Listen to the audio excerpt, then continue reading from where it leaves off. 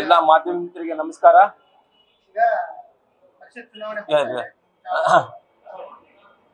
ಈಗೆಲ್ಲ ಈ ಚುನಾವಣೆ ಆಯೋಗದಿಂದ ಈಗಾಗಲೇ 2026 ನವೆಂಬರ್ 11ನೇ ತಾರೀಕಿಗೆ ಮುಕ್ತಾಯಗೊಳ್ಳುವಂತ 2 ವಿಧಾನ ಪರಿಷತ್ತಿನ ಶಿಕ್ಷಕರ ಕ್ಷೇತ್ರ ಹಾಗೂ 2 ವಿಧಾನ ಪರಿಷತ್ತಿನ ಪದವೀಧರ ಕ್ಷೇತ್ರದ ಸೀಟ್ಗಳು ಅವರ ಒಂದು ಅವಧಿ ಮುಗಿದು ಹೋಗ್ತಾ ಇದೆ. ಅದಕ್ಕೋಸ್ಕರ ಈಗಾಗಲೇ ಚುನಾವಣೆಯ ಮೊದಲನೇ ಹಂತದ ಒಂದು ಪ್ರಕ್ರಿಯೆ ಶುರುವಾಗಿದೆ.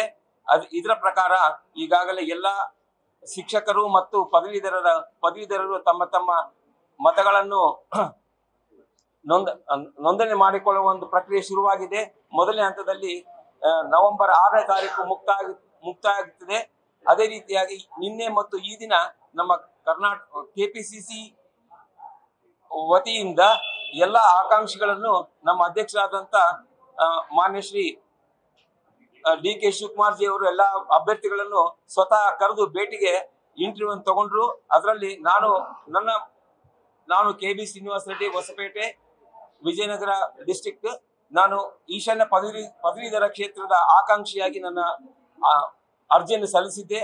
ಹಾಗಾಗಿ ನಮ್ಮ ಕೆಪಿಸಿಸಿ ಅಧ್ಯಕ್ಷರು ನನ್ನ ಇವತ್ತು ಪರ್ಸನಲ್ ಆಗಿ ಇಂಟರ್ವ್ಯೂ ಮಾಡಿಬಿಟ್ಟು ಹಿಂದೆ 2018ರಲ್ಲಿ ಬಿಜೆಪಿ ಪಕ್ಷದಿಂದ ನಾನು ಅಭ್ಯರ್ಥಿಯಾಗಿ ಕಣಕ್ಕೆ ಇಳಿದಿದ್ದೆ. ಪದವೀಧರ ಕ್ಷೇತ್ರದಿಂದ ನಾನು ಅವರಲ್ಲಿ ಮನವಿ ಮಾಡಿಕೊಂಡಿದ್ದೇನೆಂದ್ರೆ, ನನಗೆ ಈ ಸಾರಿ ಈಶಾನ್ಯ ಪದವೀಧರ ಕ್ಷೇತ್ರ ಶಿಕ್ಷಕರ ಕ್ಷೇತ್ರದ ಅಭ್ಯರ್ಥಿಯಾಗಿ ಘೋಷಣೆ ಮಾಡಿದ್ದಲ್ಲಿ ನಾನು 100ಕ್ಕೆ 100 ಗೆಲ್ತೀನಿ ಎಂಬ ಒಂದು ಭರವಸೆಯನ್ನು ಅವರ ಮೂಲಕ ಹಂಚಿಕೊಂಡಿದ್ದೇನೆ.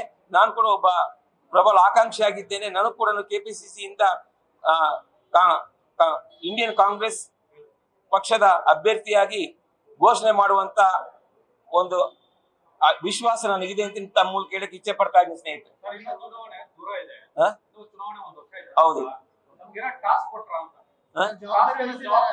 ಅಲ್ಲಲ್ಲ, ಈ ಒಂದು ಪರಿಷತ್ತಿನ ಚುನಾವಣೆಯಲ್ಲಿ ಯಾವಾಗಲೂ ಎಲ್ಲರಿಗೂ ಟಾಸ್ಕ್ ಏನಂದ್ರೆ, ಅಭ್ಯರ್ಥಿ ಇರ್ಬೋದು ಎಲ್ಲರಿಗೂ first is the enrollment process.